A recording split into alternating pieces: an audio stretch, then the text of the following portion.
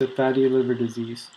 Hepatic steatosis is the accumulation of lipids in hepatic cells, typically associated with non-alcoholic fatty liver disease and alcoholic liver disease. Those without fatty liver disease, risk factors, and excessive alcohol consumption, less common etiologies of steatosis should be considered.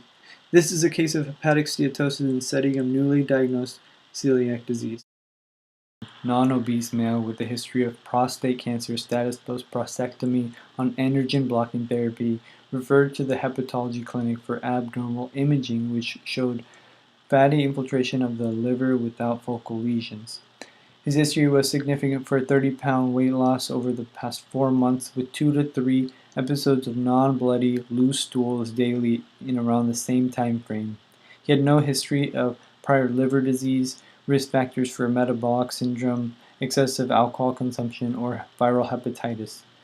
His chemistry panel was significant for a decreased albumin of 2.7 and elevated ALP of 254. The remainder of his liver enzymes were normal. His lipid panel was unremarkable, and infectious diarrheal and viral hepatitis results were negative. He had a negative mitochondrial antibody and 5 nucleotidase. His celiac panel was negative for endomysial IgA, but positive for gliadin IgA and gliadin A tissue transglutaminase antibodies. Diffuse inflammation of the duodenal bulb and the second portion of the duodenum, seen on the endoscopic view in Figure 1, demonstrating diffuse moderate inflammation.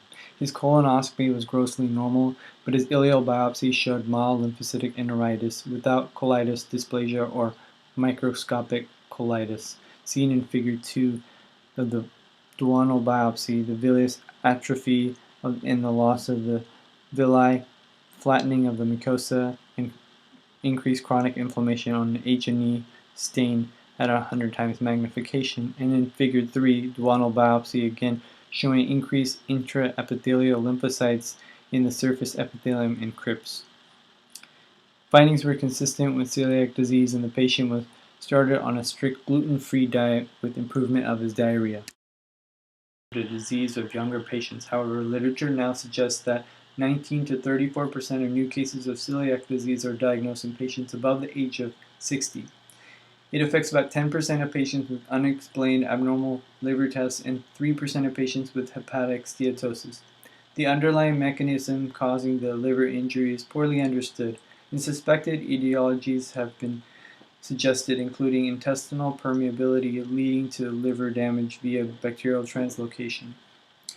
Strict adherence to and early initiation of a gluten-free diet is critical for the treatment for these extraintestinal manifestations like hepatic steatosis. Late diagnosis of celiac disease is associated with increased morbidity and mortality. It is important to keep celiac disease on the differential, particularly in patients with unexplained hepatic steatosis.